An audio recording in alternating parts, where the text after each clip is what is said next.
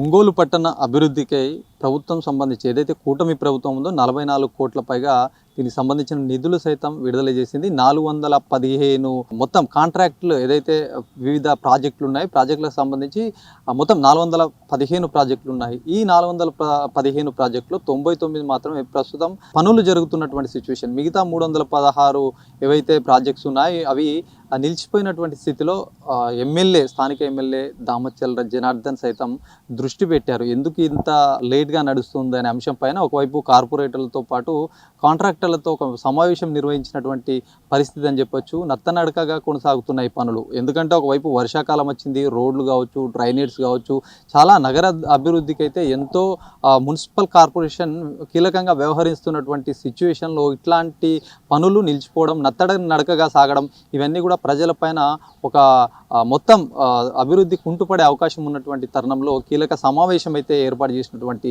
సిచ్యువేషన్గా చెప్పొచ్చు.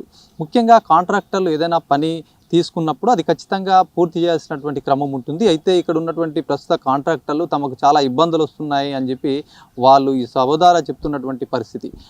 ఆతృతగా టెండర్లు వేస్తున్నారు తప్ప ఆ పనులు ముందుకు సాగకపోవడంతో ప్రస్తుతం ఈ సమస్య ఏర్పడిందని చెప్పొచ్చు.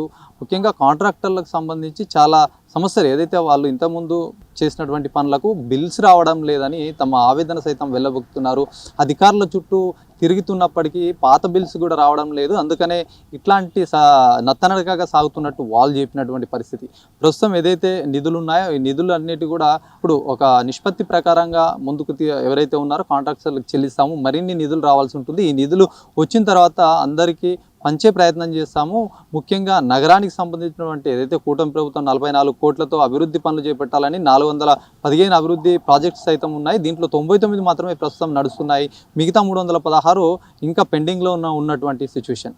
ప్రజలు ముఖ్యంగా ఒకవైపు చాలా సమస్యలతో సతమతమవుతున్నారు. నగరంలో చిన్న వర్షానికి ఎక్కడికెక్కడ నీరు నిలిచిపోవడం ఇదంతా పెద్ద తలనొప్పిగా మారింది. ట్రాఫిక్ సంబంధించిన సమస్యలు సైతం తలెత్తుతున్నటువంటి సమయంలో కీలకంగా నిర్ణయాలు తీసుకోవడానికి ఒకవైపు సమావేశం ఏర్పాటు చేశారు. ఈ సమావేశంలో కీలకమైనటువంటి నిర్ణయాలు తీసుకున్నారు. ఖచ్చితంగా ఏదైతే పనులు స్టార్ట్ చేసినటువంటి కాంట్రాక్టర్లు మరింత వేగవంతంతో పూర్తి చేయాలి, దీనికి సంబంధించిన బాధ్యత తాము తీసుకుంటామని చెప్పి ఎమ్మెల్యే చెప్పడంతో మొత్తానికి త్వరగా పూర్తవుతాయేమో అని చెప్పేసి ప్రజలందరూ ఎదురు చూస్తున్నటువంటి క్రమంగా చెప్పొచ్చు. కెమెరా పర్సన్ సందీప్తో శ్రీనివాస్, అభినవ్ భారత్, ఒంగోలు నుంచి.